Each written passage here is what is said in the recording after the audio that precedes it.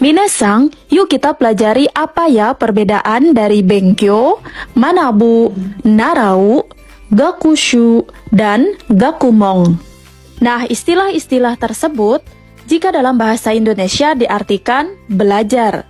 Nah, lalu apa ya perbedaannya? Yuk disimak. Baik, yang pertama adalah Benkyo. Minasang, Benkyo ini pada dasarnya adalah kata benda yang berarti belajar, pelajaran atau pembelajaran. Namun, kata ini bisa diubah ke dalam bentuk kata kerja dengan menambahkan kata suru di depannya.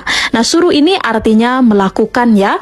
Benkyo suru ini dibentuk dari kata benda dan termasuk ke dalam kata kerja golongan ketiga ya, atau kata kerja tidak beraturan atau istilahnya disebut fukisoku doshi.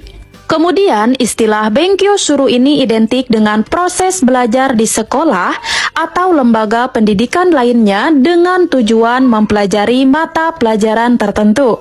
Nah, jadi selain itu, dalam kata Benkyo suru ini ada nuansa seseorang belajar dengan sungguh-sungguh atau penuh dengan ketekunan. Jadi, tujuannya untuk memperoleh pengetahuan, wawasan, keterampilan, dan pengalaman yang luas. Baik, minasang, sekarang lanjut untuk Manabu ya. Nah, Manabu ini berbeda dengan Benkyo suru. Kalau Manabu ini merupakan kata kerja golongan ke-1 ya, atau istilahnya godang doshi. Perbedaan Manabu dengan Benkyo suru adalah kalau Benkyo suru ini hanya mendeskripsikan proses mempelajari hal-hal yang berhubungan dengan pengetahuan akademik, maka Manabu jauh lebih luas dari sekedar pengetahuan akademik. Selain digunakan untuk mendeskripsikan proses mempelajari pengetahuan akademik, Manabu juga seringkali digunakan untuk mendeskripsikan belajar pengetahuan umum melalui pengalaman selain belajar di sekolah. Contohnya, mempelajari hal-hal umum yang dihadapi dalam kehidupan sehari-hari. Jadi perbedaan lain antara Manabu dengan Benkyo suru adalah upaya dan usaha yang dilakukan ketika belajarnya. Jadi dalam kata Manabu ada nuansa bahwa tidak diperlukan upaya dan usaha yang berlebih karena hal yang dipelajari adalah bagian dari pengalaman hidup kita. Jadi secara sederhananya dapat disimpulkan apabila Benkyo suru ada sosok yang mengajar, sedangkan Manabu bisa ada atau tidak. Baik, sekarang kita lanjut untuk Narau. Nah, Narau minasang sama ya dengan Manabu, yaitu termasuk ke dalam kata kerja golongan 1 atau godang doshi.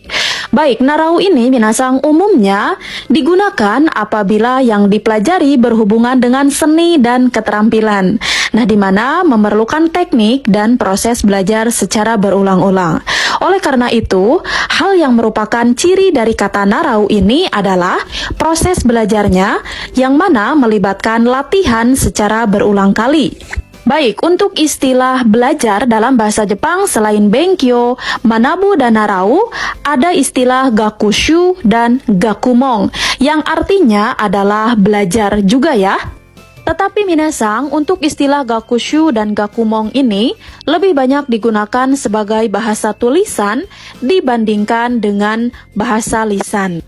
Gakushu, nah Gakushu ini hampir sama dengan Narau, di mana ada proses pengulangan ketika mempelajari sesuatu hingga akhirnya terampil. Kemudian untuk istilah Gakumong, nah ini hampir sama dengan Benkyo suru ya, yaitu untuk mempelajari hal-hal yang bersifat akademik melalui lembaga pendidikan untuk memperoleh ilmu yang bermanfaat. Minasang, wakarimashita ka? Jika ada informasi tambahan, yuk tulis di kolom komentar ya. Sampai ketemu di pembahasan berikutnya. Arigato!